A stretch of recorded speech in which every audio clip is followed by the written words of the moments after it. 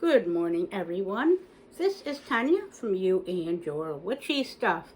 So today is April 14th of 2024. Don't mind me. Morning.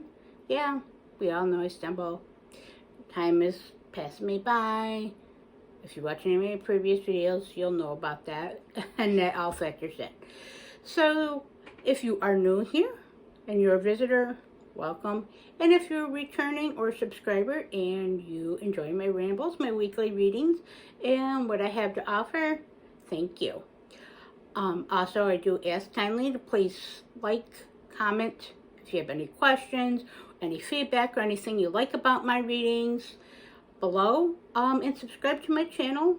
Also share it if it, or even like it. At any point, if it shows resonance with anything or has in the past, or hopefully going forward, as it helps my channel grow and know that I'm reaching others as others reach me and inspire me. We're all collective. We all have something to offer on all different types of levels and aspects of our lives. And with that being said, come join me. Get yourself a beverage of your choice. This is today, as I mentioned in my previous self-care video, one of my, basically my base foundation favorite teas, which is Red Rose tea. Red Rose brand tea. Amazing. Something from my childhood, will always be a staple, no matter how, and always will have it in my pantry. So, and of course, I'm a Capricorn, so look at my lovely Capricorn mug. So this week, excuse me while I take a sip. So this week, last week being the eclipse, it certainly was a powerful week on many levels, on the mundane and the spiritual, or if you're a practitioner like myself. Many said, oh, something's not there. Yeah, it was. Whether it was emotional, on a mundane practical life such as your tasks, we had the retrograde in there. So it was a mirroring of different energies last week. I had a great powerful eclipse. I did my own ritual and magic and divination on many levels. Was great. I'm filming. Again, retrograde, just making sure. And of course, that there was a lot that affected our relationships, especially, I believe, with ourselves and our belief system and practices and routines. And as last week's card showed, and messages from the collective, from the universe, from my familiars, my spirits, my guides, and my gift, it definitely did show that there would be a lot of learning and lessons on all levels in life. And there certainly was. And even in the lessons that there is cycles, and that the moon can eclipse the sun, and we can see dark in the peak of the day. Sometimes, some of us, like a dusk level of dark, like I experienced personally, or that means what I was able to see intangible, or that was, which was overall total complete darkness. Either way, there was a shift, a big energetic shift, an emotional shift, and I believe lessons in empowerment, and certain things were stripped away, kind of like the tower. So this week's reading, I'm going to go back to practice I have not done in a while, at least for these videos or readings for my advisement, is crystals that factor in as a standing stone for the week, a guide, or an advisement that wants to step forth to aid in and anchor in this week's energies, to marry the mundane and the spiritual and magical and physical together. So this is obsidian. This jumped out when I was getting ready, even before I was able to start casting out of my casting crystal bag I currently have. This is my raw obsidian, not a more polished deep black one, but more of a raw version. Now, obsidian is a great standing stone and one in my collection if you watch any of my previous videos. It has a lot to help us with as humans on so many levels.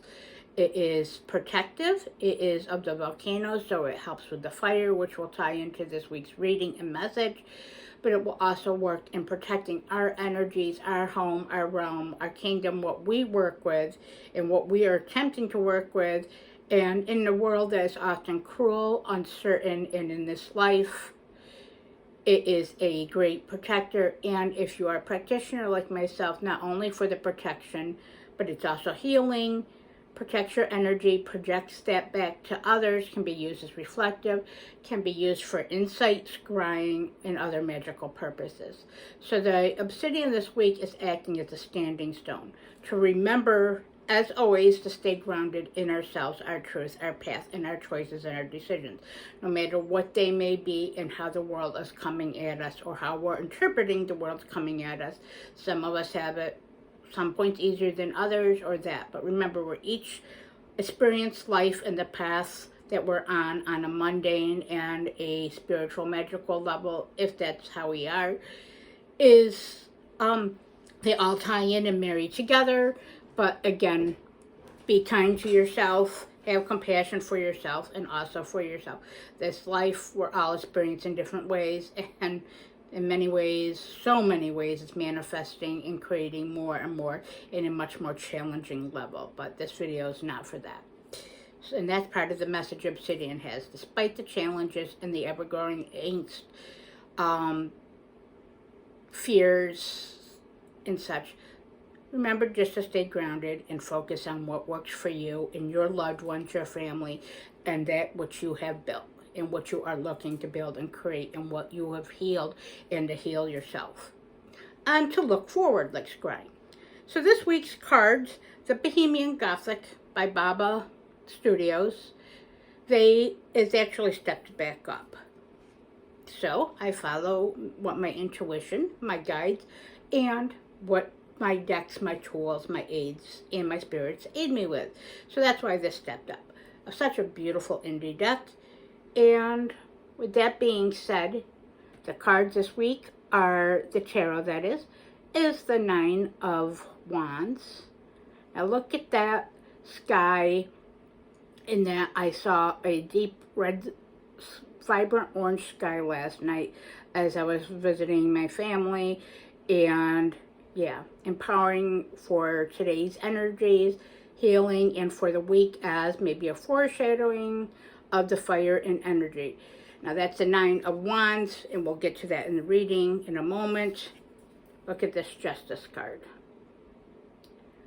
Now I do actually enjoy this Justice card. It's got that traditional judicial type of aspect versus the scales, in this aspect of holding the book of procedures, the rules, hopefully fairness, or maybe bringing things into balance, but also sticking with what authority is, or maybe also outdated authorities or justice. And also in this card, you'll see, it's hard to see, but you'll see that there is in the back a character, which is a monk, that is kind of like, is he or is he not imploding justice, the judge in that. Also shadowing and always what lies beneath. This deck is amazing for what lies beneath and different interpretations on the traditional Rider-Waite system and depiction of the cards and what we understand. That's why I love it. That's why my guides love it, and it's luxurious and beautiful. Certain ones, many of my guides and spirits I work with love luxury, beautiful things and insightful things. Try not to stumble too much on here. Working with some of my spirits I've stepped in, or that I am finally embracing, for a little bit more less of stumbling and rumbling. And of course, I hope others get the insight from this and the effort I'm putting into, because I like sharing my gifts and my knowledge and insight with others. As I said, that I do get so much value out of others here on YouTube and other platforms, and in my physical interactions and spiritual interactions in this life, in my practice. Now the other decks is the Hellenic Oracle. Kind of look at this.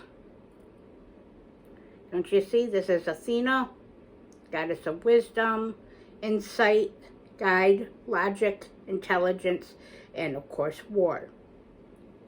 Of course, you see him. He's of got the battle armor on the war also, and standing strong in authority. And then lastly, of course, is my favorite Oracle deck, which is the Haunted Manor Oracle by Syrian Shadows. And this one is, of course, Trophy Room, which is to try your best. So the message for this week, to go along with the Obsidian, where the Obsidian ties in with this Nine of Wands here for fire, is that it shows as a collective, and this has been leading on and on, even in my previous readings and guidance and my own personal gnosis and experience, as I've been traversing. It's been very difficult, but also I'm learning, growing, enlightening, and learning new things about myself and my practice, but also that marry into the mundane life. Today's favorite word is marrying, or kind of alchemizing. So the Nine of Wands here, in conjunction with Justice, is it really has had to stand firm in our beliefs. Usually the traditional RWS, and this shows that the card shows that the individual has a bandage on his head and standing firm. Now, that's the same here, but this actually shows more of the battle helmet on and the person, the character of him standing firm and his power and his authority, despite what battles or trials, tribulations he's had to endure, any traumas, experiencing lessons. Still standing tall. That's what this is saying. That despite all these messed up things in this world, and big or small and everyday challenges, tribulations, inflation, things that are happening to us as humans and individuals, and those of us that are empathic and understanding and growing through our different stages of our life and our path, that we're still standing strong. There is still a fire, a major fire. Battle's never over. As is Athena here is saying, to continue with your battles. Continue with that and don't give up. But also to hold logic, learn from your materials, your lessons, other individuals, your magic, if you're a practitioner like me, even if you work on the Christianity or Catholic end or other religions, follow that logic, but follow your knowledge and your logic. This week's more about embracing and marrying and alchemizing your fire, your will, and your strength versus feel all the feels with the cups. I love the cups, but that's all all the feels. And boy, did I again have another Tower week last week, but also an empowerment week. So alchemizing there. So you've been standing strong. You're still advising this week. You're going to have to still stay on that foundation you built with, and your courage, your convictions, and to still battle the fire and battle the world, and even yourself and your inner demons, or those others that display those around with you, and that will help you to approach with logic and wisdom, and to listen to yourself, but to think before you speak and act, and do not react, but reflect, strength, and gather your tools, your knowledge, and what you know is true. So, and by also trying your best, how this all ties in, and to affirm to yourself that you have been, and you always try your best, even if things don't work out the way you thought, expected, or fall through. You still try your best, and you will always win and bring a sense of justice. I show that justice here is not only justice where typically the scales are trying to balance out for the good or the bad or the fair, which that certainly is. It's also for no matter what is shadowing behind you, like that monk, or might be devious or screwing with you, or other people, energies, work, experience, careers, or the lack of work, like in my case, and how you're at mercy of others, including what this judge is here. We're always at our own mercy of others and institutions, outdated institutions or beliefs, and even those we've imposed on ourselves. But there is always a sense where the universe and where us as humans are looking for a sense of justice and balance, and to erase what's no longer working and those limiting beliefs, but to build new foundations, but to also try our best to be fair with others, ourselves, in the situations of what we cannot control and what we can control, and bring into justice, because there's a lot we can. On little tasks, little routines, and efforts, we can control ourselves, and we can bring a balance of fairness and justice to our life in any situation, as long as we use wisdom, logic, perspective, and alchemize that with our feelings, our intuition, and just our true knowledge and will and strength. And again, so this week's message is to try your best. Know that you're trying your best is always going to be your best, and that you will only expand and heal.